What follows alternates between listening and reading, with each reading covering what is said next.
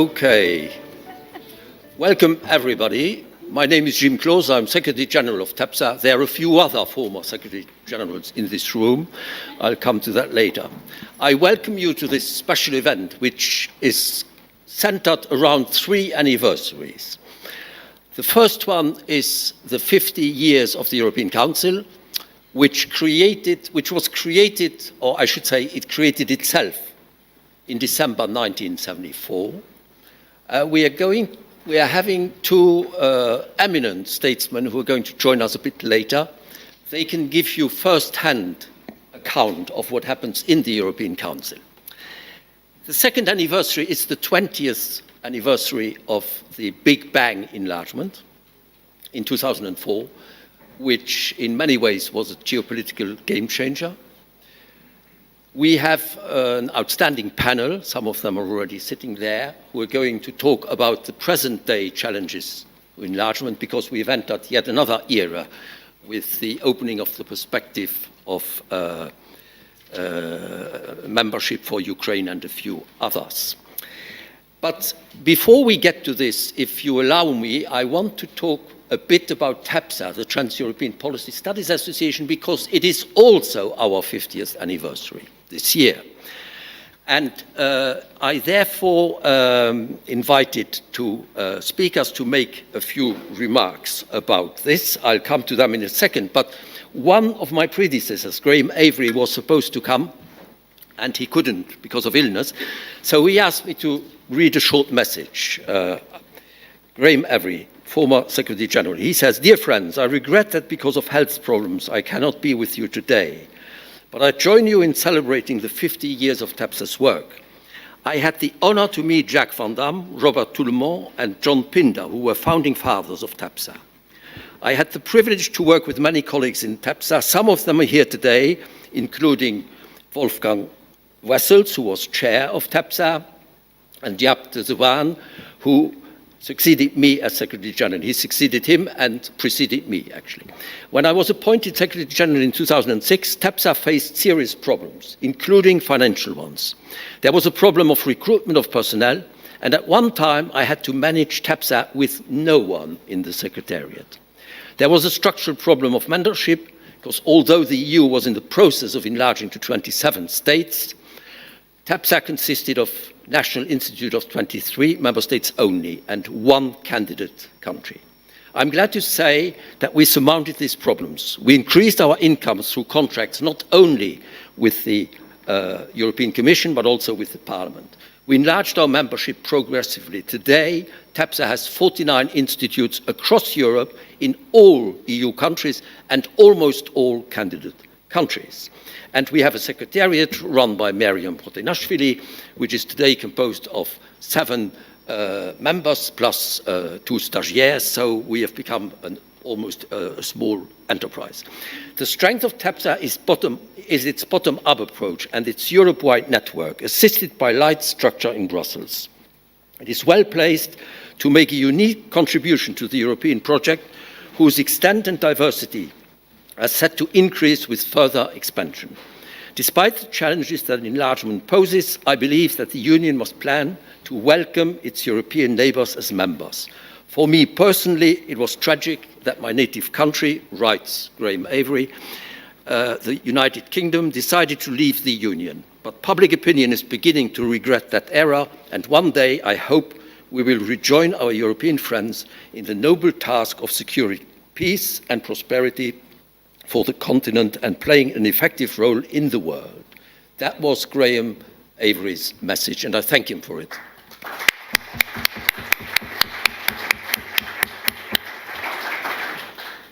Let me now turn to Godelieve Westlake van Damme.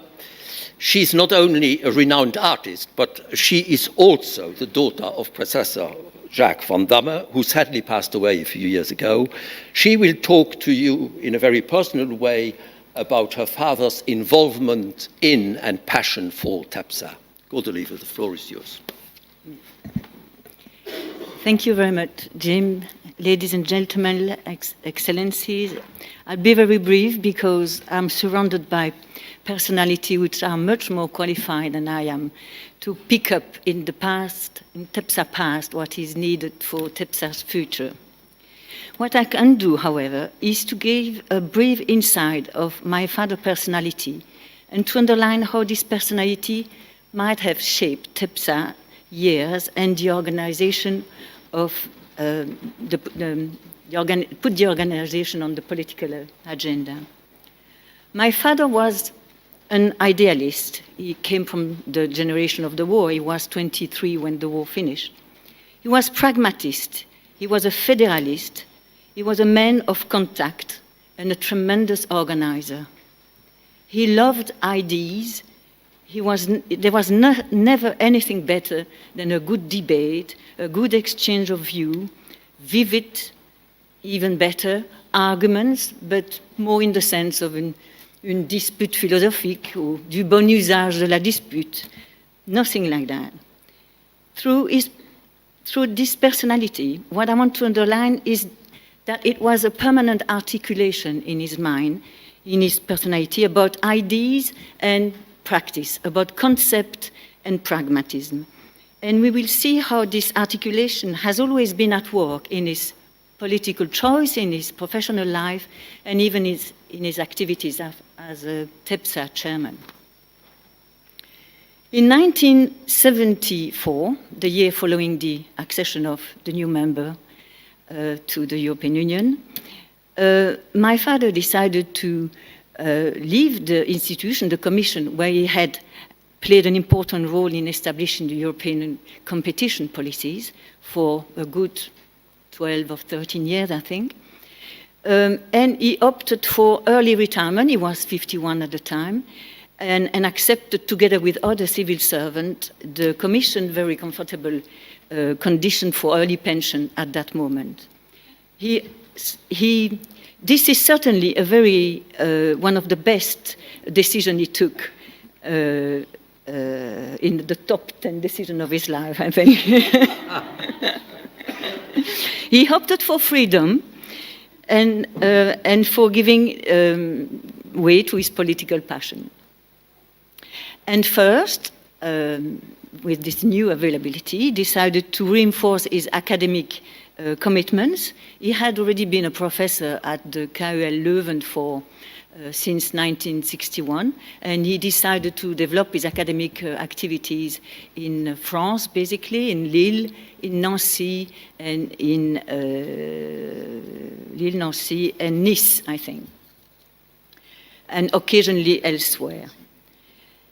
In 1976, Leo Tindemans, Prime Minister of Belgium at the time, had been designated by the Council to draft a report on how to give the European integration a renewed impulse. And he asked my father to come on board and to join his team as an advisor in his cabinet office. And I think the 2 years with Leo Tindemans, which led to the Tindemans report, I think were crucial. I also believe for TEPSA years to come, and I will explain why. The drafting of the report had been preceded by a vast amount of consultation in every member state. So they went everywhere. They met everybody. They met ministers, they met trade unionists, they met political parties, they met academics, diplomats. They really had access to a lot of active people and involved people in politics. And that gave my father great insight of the state of the art of the political debates at the time. And then they had to process all that information, and they had to decide and opt for the conclusion to be adopted in the Tindemans report. But it was a whole work of synthesis, of consultation, processing, and recommendation. And that was the articulation of his work with Tindemans, and I think this is something we're going to find again in the TEPSA activities, which we're going to follow. So TEPSA, 1978, my father joined at that moment, and as Jim said, TEPSA already existed at the time. It was already a federation of 4 institutes, and it offered a framework for international cooperation in European research and European affairs, but more on the academic way, I would say. And my father at the time created the GEPE, which was the Belgian branch of TEPSA, and he developed what became an important part of TEPSA's activity by giving the organization a particularly and unique role in assisting the member states in preparing their agenda for the rotating presidency of the European Union, the rotating presidency of the Council of the... And this is here that we can see clearly how the inheritance of the Tindemans year had provided my father with a methodology very well adapted to the assignment of getting the presidency well prepared. TEPSA organized the consultation, helped to process the information, and formulate political recommendation. All this to say that with his academic background, his experience in drafting participating in the drafting of the Tindemans report, and his availability, because he was early retired, we can maybe say that when he took over the chairmanship of TEPSA, he was the right man at the right place at the right time. So I still have 2 minutes, I think, to conclude on a more personal remember, because I am a visual artist, so I have visual memories of some of the TEPSA meetings. And some of those memories took place in the Ardennes, in this wonderful house that my father had in the Ardennes. It was an 18th century old presbytery, and it has an enclosed garden, and some of the TEPSA meeting took place there. But it was a family house, a big family house. So in family house, there's a lot of family mess. But those TEPSA meetings provide fantastic opportunity to clear up and to repaint and to repair a lot of things in the house. So that was a very nice occasion. And I remember also those meetings because my father would ask the next door lady, Marie-Thérèse, to prepare the dinner, the lunch. And Marie-Thérèse loved doing that because she felt all important, and she would cross the village with the plates and the thing for lunch. And she did it so well and wonderfully with a lot of enthusiasm. But Marie-Thérèse could only cook one dish, which was rôti de veau jardinière. So I think that after years and years, all the TEPSA meeting, they only had rôti de veau jardinière for all those... What we're going to have tonight. That would be a good celebration.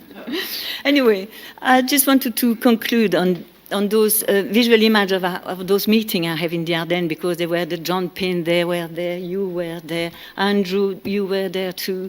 There was Gianni Bonvincini, there was, who else was there? Robert Toulmont was there, and I can still see those people discussing in the garden under a tree, exchanging ideas, and I couldn't help but feeling that there was a very sort of friendship fueling those debates and those ideas and those activities. And I like to think that this friendship is still there, and it's still very present in our meeting. And I think your initiative, Jim, is a very good example of how this friendship can be maintained.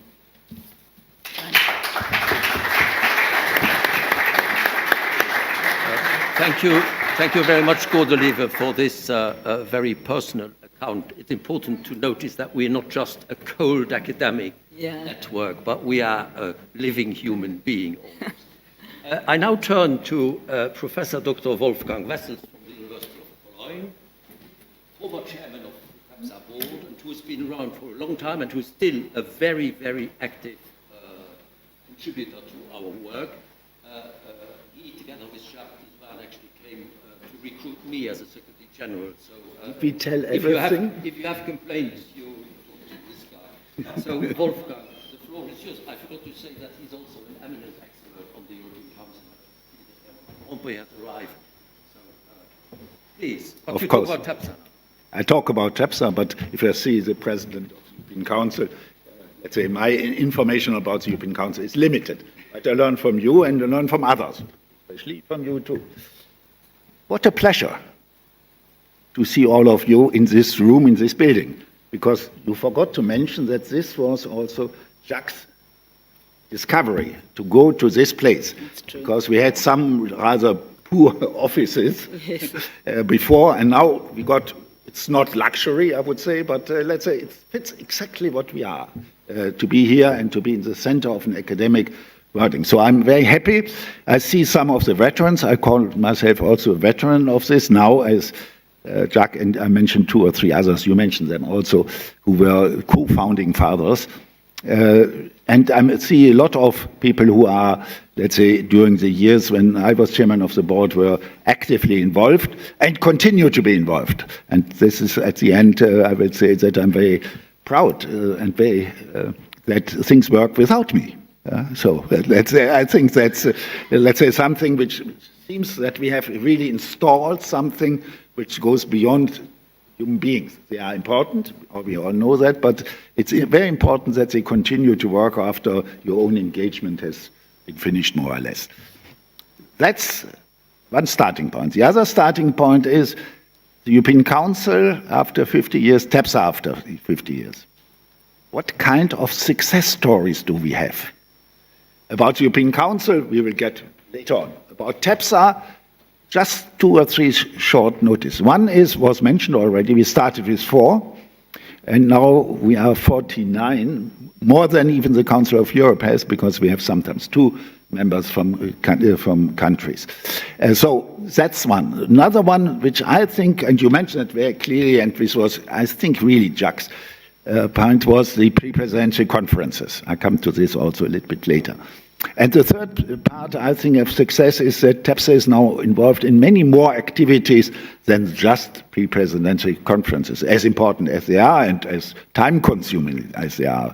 I think we are now in many networks. I was able, from the University of Cologne, to have TEPSA in large EU projects, because the budget of TEPSA is not sufficient to apply for really large projects.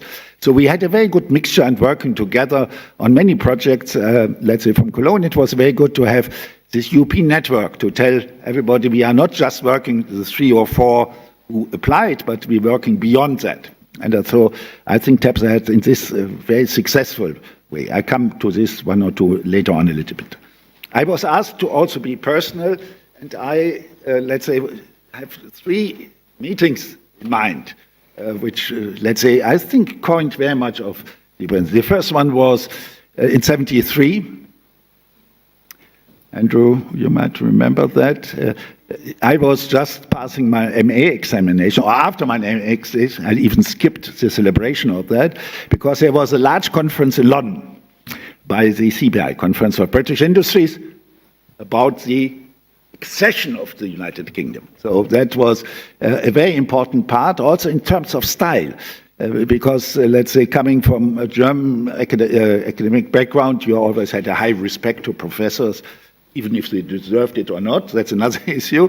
Whereas it's not just a first name basis, but I remember a very known ambassador of 65 years old listened to me. Yeah, that was really strange for me at that time. And I think that's part of our kind of style. I call it political culture of TEPSA. That was the first, and I met there, you mentioned the name Gianni Bonvicini. I think he was really one of the best friends for me, and he's still now, I think, also retired, but he still follows very much the activities. I don't want to mention many others, like Gunilla, like Andras, and others who were, during my time, really very important and active. I come to this also in a short period. So these were the 4, and we are now many more. The second event was indeed the meeting with Tindemans. I was also one to which he turned. I think it was not very important for that, given that I was in my 20s.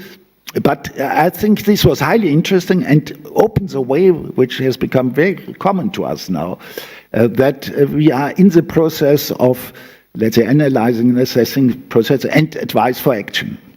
I think that's very important, and this was a meeting which struck me very much. And we had a collateral, not damage, but gain. And that was Jacques, because Jacques was, as you said, the advisor to the group.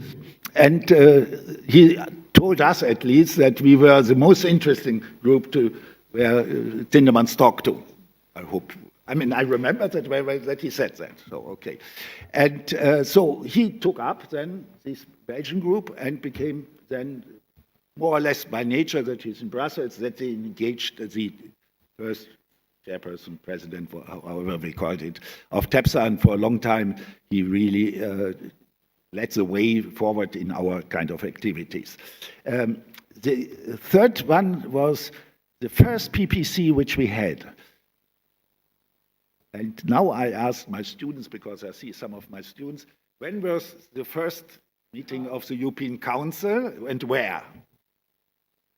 First meeting of the European Council after it was created in 1974. Dublin. You get an A. Yeah, that's quite clear. Dublin, and we had the meeting there in December 1974. So we were even earlier than the European Council, but of course talking about. I remember that then the foreign minister was Fitzgerald, was very active and engaged, and this was another one of these very, for me personally, crucial moments when you see, yeah, you are there and you are listened to. It's not just academics, because that's one of the problems for academics, that they talk in the ivory towers. So these were, let's say, 3 events looking back, and then, of course, many other events which came up, many PPCs, and I see quite a lot of people, like we were in Madrid, had a very good one. We were in Warsaw, where we had at the College of Europe, which is also a member, as you know, a very good meeting in Natolin, which is a campus of the College of Europe in Poland. And a lot of other activities, which I don't want to mention because I was told not to be too long. So I think there came out 3 major points, which is more or less in our motto, that what we are doing is we analyze situations, we assess them, and that's different to many of academic activities, we give advice for action.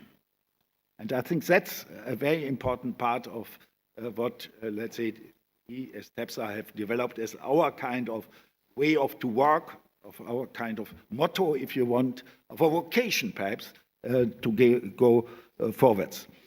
Why did this happen? What are the reasons for this success story? Growing in terms of numbers, having this unique, I would still call it unique, because it's, I think nobody else had it so continuously, PPC, and a lot of other activities. What is this success story behind? First of all, I think that was mentioned, that's certainly not that we had too much money, which we had to spend. It was the other way around. I look at my fellow suffering, because we had once a major problem, not only that of Graham, but another one where we didn't get the grant of the Commission. Okay, but we survived. We survived, and we are now again back, I think, in a very good way. So it's not the money. It's certainly, and I look at the European Council, because the European Council was then from 1975 onwards, we get more of that, the major constitutional architect, treaty changing, enlargement, later on, all enlargements were, the issue of budget, by the way, the Dublin European Council was called the pocket money calculator council, European Council, because right from the beginning of the British debate was very strong and had a very long influence. By the way, we had a very interesting, controversial debate with some of our British colleagues about that. That, I think, was that there is more and more on the agenda, and if I may say so about our members, that we clearly see that there are serious institutes which perhaps had European integration only at a small part, that they realize it's good to be within TEPSA, because that's a major part now for many of them, and not, of course, only of them. So I think that's one of points. Then the high engagement of people in our framework, that all our board members, including Secretary General, who is doing most time given, let's say, do not get any money. Yeah, this is, I learned that term, this is sans but lucratif, TEPSA, that's an organisation, sans but lucratif. In Germany, it sounds better. It's gemeinnützig. So in Germany, it sounds not that we don't have financial teams, but that we are there for the good of the public. You know, that's good. So that's, let's say, the engagement. And this is, I think, part of what has grown out. I mentioned that already here and there, and which was very much by Jacques, I have to say, that we got together. Very strange, you might call it, very strange mix of people. Academics, for example, I thought, when I first went to the PPCs, that's not really academic. This is a lot of interesting talks, but no contribution to academia. I think that's still right, but of course, it gives so many suggestions what to do and how to do. It offers empirical evidence. Then we had, of course, always a cleavage between politicians and civil servants on one side and academics on the other side. The civil servants and politicians thought that these academics might be intelligent, but they don't know the words, they don't know the reality. And we all, or not we, I was somewhere in between, but my pure academic colleagues always thought, they don't know what they decide. They might find a good compromise for the day, but the decisions are, in the long run, not very good. So let's say this cleavage we overcame, not in terms that we convinced others totally, but that we got in a dialogue. And I think that's still a very important part. Let me end with also personal remarks, because I said we were intergenerational. I think that's very important. That we had three persons. You mentioned, and you mentioned, this was John Pinder, Jacques Van Damme, and Robert Toulemont. All of them, as I said before, were people who took me seriously. I mean, that's, and younger people too. I was not the only younger, of course. And we were the first, if you want, post-World War II generation. Yeah, they also, and I think John Pinder and your father even fought for a certain time in the same army. Yes, that's right. In 44, early 45. So, I mean, that's, of course, experience which we never had, and fortunately, I have to say. So it's another generation, but that was not a point, really. We all were looking for Forger l'avenir. That's what is the title of this conference. We're all looking forward. And it was very strange to see, strange, not very good, to see that there were different cultures. Let's say academic cultures. John Pinder was a former UK officer, and you could see that very clearly, yes. But in his strict way, that was his way, but at the same time a federalist. Yeah? That's for me. Robert Toulemont opened, let's say, the eyes for les salons à Paris, where we had nice meetings in a small group. It was different than, let's say, most others, but let's say it was really contributing. And I think this mixture of academic, practical, national cultures, I think, is one of the success stories of this TEPSA. And as I said before, I'm personally also very happy that this work goes on after my generation within the board more or less left. Things are even developing quite actively as far as I see, and that I can only tell you that I'm very happy about. Thank you very much.